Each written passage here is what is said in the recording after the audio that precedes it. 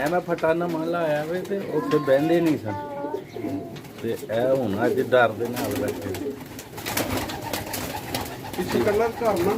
ਹੋਰ ਖੂਬਸੂਰਤ ਆਣ ਗਿਆ ਇੱਥੇ ਕੰਨ ਤੇ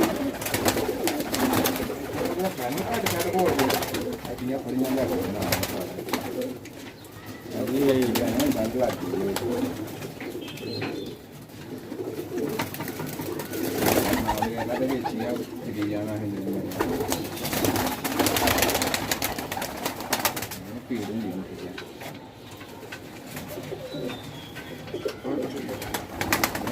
ਆਹ ਨੂੰ ਬੜਾ ਸੇਕ ਲੈਣਾ